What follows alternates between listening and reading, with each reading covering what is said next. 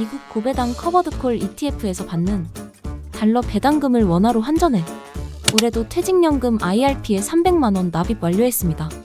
이렇게 달러 배당금을 원화로 환전해 납입하면 일단 고배당 ETF의 위험성을 완화시켜주는 장점이 있고, 요즘과 같이 강달러인 시기에는 환전 효율성도 매우 높아지기 때문에 이렇게 환율이 높은 상황에서는 달러 배당금을 원화로 환전해 퇴직연금 IRP에 납입할 수 있습니다.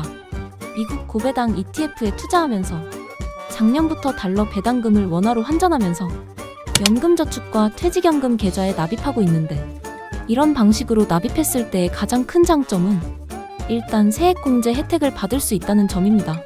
현재 우리나라에서는 연금저축과 퇴직연금에 연간 900만원 납입 시 세액공제 혜택을 주고 있는데, 연소득 5,500만원 이하인 구간에서는 900만원 납입하는 순간 148만원의 세액공제 효과가 발생합니다. 소득이 조금 더 높은 연소득 5,500만원 초과 구간에서는 연 118만원의 세액공제 효과가 나타나는데, 이게 얼마나 큰 혜택이냐면 세액공제가 더 적은 구간인 연 5,500만원 초과 구간에서도 연 900만원 납입 시 세액공제로 인한 수익률이 13.2%나 됩니다. 납입만 해도 이 정도 수익률이면 사실상 국가에서 하라고 대놓고 밀어주고 있는데, 그래서 미국 고배당 ETF에 투자하면서 배당 수익을 좀 더 극대화하기 위해 저는 이렇게 달러를 원화로 환전해 연금저축과 IRP 계좌에 현재 납입하고 있습니다. 그래서 올해도 퇴직연금 계좌 개설 후 2년차에 총 300만원을 납입하게 되었는데, 여기서 저는 어떤 종목들을 매수했냐면 당연히 다시 배당 ETF들을 선택했습니다. 배당 ETF들을 선택한 이유는 만 55세가 되면 연 1,500만원까지는 연금소득세 5.5%로 연금을 수령할 수 있기 때문인데, 그래서 1,500만원을 12개월로 나눈 평균값, 즉 한 달 125만원의 연금 수령까지는 별도의 추가 세금이 없고 연금소득세 5.5%만 납부하면 되기 때문에 퇴직연금 계좌 개설 시작부터 한 달 125만원의 배당금을 받을 정도로 배당 ETF들을 보유하도록 계산을 해보니 원금 1억 2천만원 정도의 배당 ETF를 보유 중이면 이게 충분히 가능한 이야기가 되겠더라고요. 현재 연금저축과 퇴직연금 2년차에 총 2,500만원 정도 굴리고 있는 셈이니 단순 계산상으로는 앞으로 10년을 같은 목표로 달려가면 제 노후를 위한 기본 1차 목표는 달성할 수 있을 것 같습니다. 물론 이론상이 10년이지 개인적으로는 6년에서 7년 정도 예상하고 있습니다. 그래서 이렇게 큰 로드맵을 그려놓고 고배당 ETF들을 차곡차곡 모아가고 있는데, 2년간 퇴직연금 계좌에서 모은 종목들은 이렇습니다. 일단 퇴직연금 계좌에서 비중이 가장 큰 종목은 바로 코덱스 테슬라 커버드콜 채권혼합 액티브입니다. 퇴직연금 계좌에서는 안전자산을 30% 무조건 보유해야 하는 규정이 있는데, 이 30% 안전자산 규정 때문에 매수했는데 아이러니하게 주식 평가액은 6.5% 정도 손실입니다. 그런데 정확하게 이야기하면 이 손실은 손실이 아닙니다. 제가 퇴직연금 계좌 운용 2년차인데 작년에 600만원 퇴직연금 계좌에 납입한 지 이제 만으로 딱 1년 정도 되었는데, 제가 배당금을 따로 정리 중인 엑셀 파일을 열어보니 현재까지 투자원금 대비 약 13.4%의 배당금을 받았습니다. 매매차익 6.5%를 계산해도 약 7% 정도의 수익률을 내고 있는 셈인데, 이 정도면 안전자산의 역할은 충분히 하고 있는 것 같습니다. 다음 보유 종목은 타이거 미국 배당 다우존스 타겟 데일리 커버드콜입니다. 총 200주를 보유 중인데 매달 배당금 잘 받으면서도 평가 차액도 5% 정도 발생하고 있는 상태입니다. 다음은 코덱스 미국 배당 커버드콜 액티브인데, 사실 이 종목은 크게 확신이 없어서 딱 100주만 매수의 성과를 계속적으로 확인 중입니다. 이 종목은 앞서 알아본 타이거 미국 배당 다우존스 타겟 데일리 커버드콜 종목과 ETF 자체가 좀 비슷한 특징이 있는데, 개인적으로는 타이거가 조금 더 장점이 있다고 판단하고 있어 추후 성과를 보면서 매도 처리할 수도 있을 것 같습니다. 다음은 코덱스 미국 나스닥100 데일리 커버드콜인데, 현재 100주를 보유 중입니다.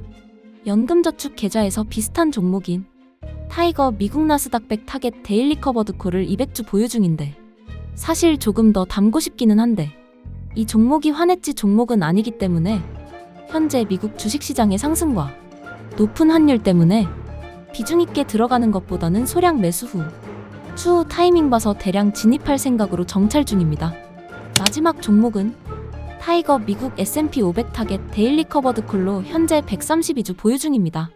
이 종목도 연금저축 계좌에서 비슷한 종목은 에이스 미국 500 데일리 타겟 커버드 콜을 500주 보유 중인데 성과 비교를 위해 들고 있었다가 최근 수량을 더 늘리고 싶은 마음이 간절했지만 현재 미국 주식시장과 높은 환율을 고려해 조금씩만 수량을 늘리고 있는 상태입니다.